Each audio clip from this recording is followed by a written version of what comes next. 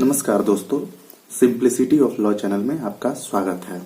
तो evidence act में आज हमारा दूसरा लेक्चर है और इसमें हम एक बहुत ही इम्पोर्टेंट टॉपिक को कवर करने वाले हैं जो प्रायः हर परीक्षाओं में पूछा जाता है। कॉम्पिटिटिव एग्जाम की दृष्टिकोण से भी बहुत इम्पोर्टेंट है और आम आदमी के पॉइंट ऑफ व्यू से भी इसकी समझ बहुत जरूरी है। आए दिन हम सुनते हैं कि पुलिस जो है किसी को पकड़ लेती है, कुछ भी पूछताछ करती है, नहीं बताने पर मारपीट करती है, उसके साथ ज्यादतियां होती हैं। तो आज का हमारा सेक्शन जो है इसी से डील करने वाला है। हम भारतीय साक्ष्य अधिनियम 1872 के धारा 24 से 30 तक को समझेंगे और इसका हेडिंग जो है वो कन्फेशन है। कन्फेशन जो है एक बहुत ही महत्वपूर्ण टॉपिक है और आज के इस लेक्चर में हम इसको समझने का प्रयास करते हैं। तो आइए हम शुरू करते हैं। सबसे पहले मैं आपको बता दूं कि पाकला नारायण स्वामी वर्सेस एम्परर का जो मामला था उसके पहले कन्फेशन को वैसा ही समझा जाता था जैसा कि एडमिशन होता था। संस्वीकृतियां स्वीकृतियों के समकक्ष समझी जाती थी। संस्वीकृतियों की परिभाषा स्वीकृतियों के बराबर लोग समझते थे, परंतु पाकला नारायण स्वामी वर्सेस एम्परर के मामले में लॉर्ड एटकिन महोदय ने पूरा का पूरा सिनारियो चेंज कर दिया था। उन्होंने कन्फेशन की नई डिफिनेशन दी। तो उन्होंने बताया कि कन्फेशन क्या है। तो कोई भी अभियुक्त जिस पर एफआईआर लॉज होता है और जो अभियुक्त बनाया जाता है, जो एक्यूज्ड होता है, अगर वो अपराध को ठीक ठीक स्पष्ट शब्दों में स्वीकार लेता है तो उसे हम कन्फेशन कहते हैं, या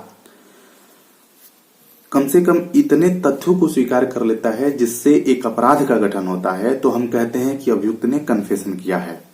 अब अगर अपराध से कुछ भी कम उसने स्वीकारा है तो उसका स्टेटमेंट कन्फेशन ना होके एडमिशन हो जाएगा, और अपराध से ज्यादा कुछ उसने स्वीकारा है, मिला जुला कोई कथन करता है तो वो स्टेटमेंट भी एडमिशन हो जाएगा, स्वीकृति हो जाएगी, कन्फेशन नहीं होगा। अब इसका क्या मतलब है, एडमिशन हो जाएगा, कन्फेशन नहीं होगा। तो यहां एडमिशन और कन्फेशन में अंतर समझना बहुत जरूरी है।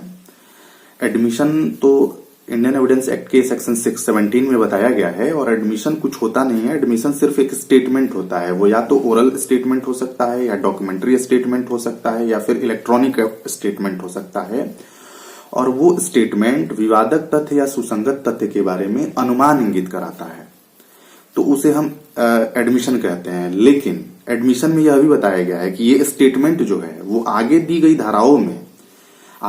धाराओं की परिस्थितियों में होना चाहिए स्टेटमेंट, और उन व्यक्तियों द्वारा ही उस स्टेटमेंट को दिया गया हो तो एडमिशन माना जाता है। जैसे आगे की धाराएं हैं, 18 में बताया गया है कि एडमिशन कौन कर सकता है। तो मामला अगर सिविल है तो वाद के पक्षकार कर सकते हैं, मामला अगर उनके एजेंट भी कर सकते हैं, मामला क्रिमिनल है तो एक्यूज्ड और प्लेंटिफ कर सकते हैं, कोई लीगल हेयर्स है किसी का तो वो कर सकता है। तो ऐसे तमाम चीजें बताई गई हैं। फिर रेफरी के स्टेटमेंट को कब हम एडमिशन मानते हैं, थर्ड पर्सन के स्टेटमेंट को कब एडमिशन मानते हैं, तो एडमिशन के टॉपिक को हम बाद में पढ़ेंगे। अभी यहां पर हम कन्फेशन पढ़ते हैं।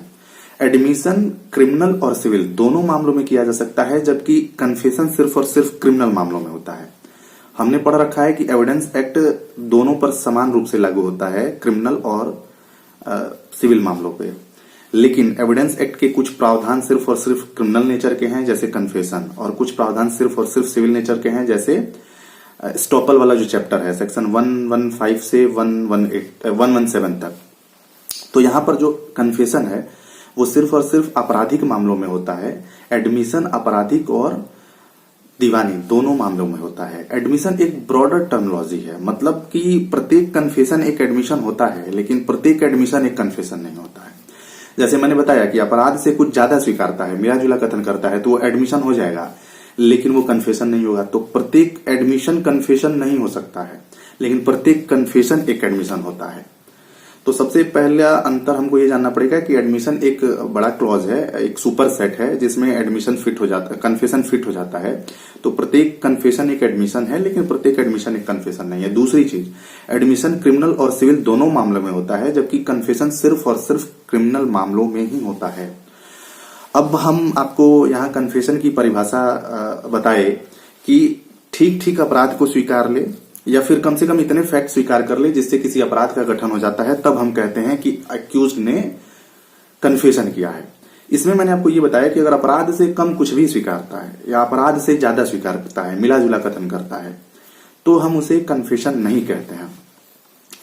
अब इसका एग्जाम्पल क्या है, इस एग्जाम्पल से समझते हैं। जैसे अपराध से कुछ भी कम स्वीकारता है, चाहे अपने को फंसाने वाला ही स्टेटमेंट दे, तो उसे हम एडमिशन कहेंगे, कन्फेशन नहीं कहेंगे। जैसे एक व्यक्ति है राम, वो न्यायालय में उस पर एक अभियोग लगा है कि उसने जो है श्याम की हत्या की है। अब न्यायालय में फैक्ट इन इशू है कि क्या राम ने श्याम की हत्या की है। राम न्यायालय में उपस्थित होता है और राम न्यायालय से कहता है कि श्याम की डेड बॉडी के पास मेरी पिस्टल पड़ी हुई थी और ये मेरा पर्सनल पिस्टल है, मैं इसे किसी को देता नहीं हूं, मैं ही इसे यूज करता हूं। बस न्यायालय में वो इतना स्टेटमेंट देता है, उसने स्पष्ट रूप से नहीं स्वीकारा कि श्याम की हत्या मैंने ही की है। वो दो स्टेटमेंट दे रहा है, दो लाइन बोल रहा है कि ये मेरी पिस्टल है और मैं इसे किसी को देता नहीं हूं और श्याम की डेड बॉडी के पास ये पिस्टल पड़ी थी। अब ये अपने को फंसाने वाला स्टेटमेंट भले दे दिया, लेकिन ये कन्फेशन नहीं है, क्योंकि इसमें उसने पूरा का पूरा अपराध नहीं स्वीकारा है, स्पष्ट रूप से नहीं स्वीकारा है। तो यह एक एडमिशन जरूर हो सकता है। और एडमिशन होने से लॉ ऑफ स्टॉपल इसमें लग जाएगा। एडमिशन होने से लॉ ऑफ स्टॉपल इसमें लग जाएगा और उसे अपने कहे हुए स्टेटमेंट से पीछे नहीं हटने दिया जाएगा। लेकिन यह कभी भी जो है वो कन्फेशन नहीं हो सकता है। फिर मैंने दूसरी बात बताई कि अपराध से ज्यादा कुछ स्वीकारता है, मिला जुला कथन करता है। जैसे अब यही उदाहरण ले लेते हैं, राम पर यह अभियोग लगा है कि उसने श्याम की हत्या की है। राम न्यायालय में उपस्थित होता है और कहता है कि हाँ, मैंने श्याम की हत्या की है, लेकिन अगर मैंने श्याम की हत्या न की होती तो श्याम ने मेरी हत्या कर दी होती, अर्थात मैंने राइट ऑफ प्राइवेट डिफेंस को एक्सरसाइज किया है। यहां पर यह मिला जुला कथन करता है। इसका एक पार्ट उसको अपराधी बनाता है और दूसरा पार्ट उसे निर्दोष साबित करता है। मतलब उसने हत्या की है या वह स्वीकार रहा है, लेकिन हत्या नहीं करता तो श्याम उसकी हत्या कर देता, उसने राइट ऑफ प्राइवेट डिफेंस को एक्सरसाइज किया है।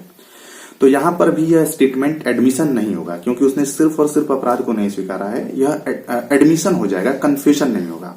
यह स्टेटमेंट कन्फेशन नहीं होगा, एडमिशन हो जाएगा। तो अब हमारे वहां जो है सुप्रीम कोर्ट का मत है कि अगर कोई भी व्यक्ति मिला जुला कथन करता है तो सिर्फ उसके फंसाने वाले स्टेटमेंट के आधार पर उसे दोष सिद्ध नहीं करना चाहिए। लेकिन इंग्लैंड में आर वर्सेस ग्रेगरी का मामला था और आर वर्सेस स्टोरी, इन दो केसेस में इंग्लैंड की अदालतों ने यह कहा था कि यह न्यायालय के विवेक पर निर्भर करता है कि अगर कोई भी व्यक्ति ऐसा मिला जुला स्टेटमेंट देता है तो न्यायालय चाहे तो उसके सिर्फ दोष वाले स्टेटमेंट को पिक करे और उस पर उसकी दोष सिद्धि कर दे, उसका कन्विक्शन कर दे, और या निर्दोष वाले पार्ट को पिक करे और उस पर उसका एक्विटल कर दे, दोष मुक्त कर दे। तो ये इंग्लैंड में वहां के कोर्ट्स इसको फॉलो करते थे। आर वर्सेस ग्रेगरी का मामला था और आर वर्सेस स्टोरी का मामला था। आगे चलकर सुप्रीम कोर्ट ने भी इस मत को अपना लिया और Nishikant versus state of Bihar तथा Keshavram versus state of UP में सुप्रीम कोर्ट ने भी इस बात को स्वीकार लिया कि अगर कोई व्यक्ति मिला जुला कथन करता है तो उसमें उस पार्ट से जिससे वह किसी अपराध में फंसता है उसको दोष सिद्ध किया जा सकता है। यह न्यायालय के विवेक पर है, या फिर उसे बचाने वाले स्टेटमेंट को भी न्यायालय स्वीकार कर उसे दोष मुक्त कर सकती है। तो ये जो है पूरा ये डिफिनेशन जो है वो आपको उसमें आया था, जो वाद हुआ था पाकला नारायण स्वामी वर्सेस एम्परर का। तो लॉर्ड एटकिन महोदय ने बताया था कि एडमिशन की तरह कन्फेशन को नहीं समझना चाहिए। कन्फेशन का मतलब है कि अपराध को पूरा पूरा स्वीकार लिया जाए, ना अपराध से कम स्वीकारा जाए, ना अपराध से ज्यादा स्वीकारा जाए, या फिर अपराध को पूर्ण रूप से अगर नहीं स्वीकारा जाता है तो कम से कम इतने फैक्ट को स्वीकार लिया जाए जिससे अपराध का गठन होता है। अब ये कन्फेशन की परिभाषा है, इसमें पाकला नारायण स्वामी वर्सेस एम्परर का वाद बहुत ही महत्वपूर्ण है और ये दो एग्जाम्पल्स आपको हमेशा कोट करने हैं, याद रखने हैं। इसके बाद 24 से लेकर 30 तक पूरा का पूरा चैप्टर 2 में इसको रखा गया है कन्फेशन के बारे में। तो 24 में ये बताया गया है कि कन्फेशन जो है उसका कब साक्षिक महत्व नहीं हो जाएगा, मतलब एविडेंसरी वैल्यू नहीं रह जाएगी, कोर्ट एक्सेप्ट नहीं करेगा अगर कोई भी कन्फेशन धमकी, उत्प्रेरणा या वचन द्वारा प्राप्त किया गया है। जैसे किसी को डरा धमकाकर, यातना देकर, झूठ बोलकर उससे अगर कोई कन्फेशन लिया जाता है तो ऐसे कन्फेशन का आगे चलकर एविडेंसरी वैल्यू नहीं होता है, एक्सेप्टेबल कोर्ट द्वारा नहीं रह जाता है। फिर सेक्शन 25 में बताया गया है कि पुलिस के सामने किए गए कन्फेशन का कोई इंपॉर्टेंट नहीं होता है, कोई इंपॉर्टेंस नहीं होता है। तो इसका क्या मतलब है? इसके पीछे का जूरिस्प्रूडेंस ये है कि अगर पुलिस के सामने किए गए कन्फेशन का एविडेंसरी वैल्यू होने लगे, न्यायालय उस पर आगे की कार्रवाई करने लगे, तो ऐसा माना जाता है कि पुलिस फिर अपना काम करना कम करके और लोगों को, अभियुक्त को मार पीट कर कन्फेशन कराने में ही ज्यादा यकीन रखने लगे। फिर वो अपराध की छानबीन न करके अभियुक्त को ही दंडित करे और उससे कन्फेशन करवाना शुरू कर दे। तो इससे बचने के लिए धारा 25 में यह प्रावधान किया गया कि पुलिस अधिकारी के सामने किए गए कन्फेशन का आगे चल के प्रोसीडिंग में कोई रोल नहीं होता है। परंतु हाँ, यदि कोई व्यक्ति किसी तीसरे व्यक्ति से, निष्पक्ष व्यक्ति से कोई कन्फेशन कर रहा है और मात्र वहां अचानक पुलिस ऑफिसर आ जाता है, इस कारण से वो कन्फेशन दूषित नहीं होगा और उसका एविडेंसरी वैल्यू होगा, उसको एज अ एविडेंस एक्सेप्ट न्यायालय करेगी। तो 25 में यह बताया गया है कि पुलिस ऑफिसर के सामने आप कुछ भी कहते हैं, कबूलते हैं, तो उसका एविडेंसरी वैल्यू नहीं है। इसलिए पुलिस ऑफिसर आपको अगर थ्रेट दे, डराए, धमकाए, तो उसके सामने आप कुछ भी कबूल सकते हैं, न्यायालय में जाकर उसके विपरीत कथन कर सकते हैं। आपका स्टेटमेंट एफिडेविट पर नहीं लिया जाता है तो आप अपनी बात पर नहीं रह सकते हैं। यहां लॉ एस्टॉपल काम नहीं करता है, विबंध का रूल काम नहीं करता है। तो इस प्रकार से धारा 25 में ये बातें बताई गई हैं। और पुलिस के द्वारा याद रखिएगा, आपसे कुछ भी पूछताछ करते समय आपको प्रताड़ित भी नहीं करना है, वरना ये भारतीय दंड संहिता 1860 के अंदर सेक्शन 330 में ये एक ऑफेंस भी है कि पूछताछ करते समय पुलिस यातना देती है किसी अभियुक्त को, तो ये अपने आप में एक अपराध होता है। उसके बाद सेक्शन 26 में भी बताया गया है कि अगर पुलिस अभिरक्षा में, पुलिस के सामने तो आप जो कन्फेशन करते हैं उसका कोई एविडेंसरी वैल्यू नहीं होता है, पुलिस की अभिरक्षा में, कस्टडी में भी अगर आप कोई कन्फेशन करते हैं तो उसका कोई एविडेंसरी वैल्यू नहीं होता है। उदाहरण के तौर पर दो वाद हैं इसमें, एक आर वर्सेस लस्टर का वाद था। इसमें एक पुलिस ऑफिसर एक व्यक्ति को लेकर जा रहा था कोर्ट में पेशी वगैरह के लिए, और रास्ते में वो कुछ काम से टांगे से उतरकर कहीं गया।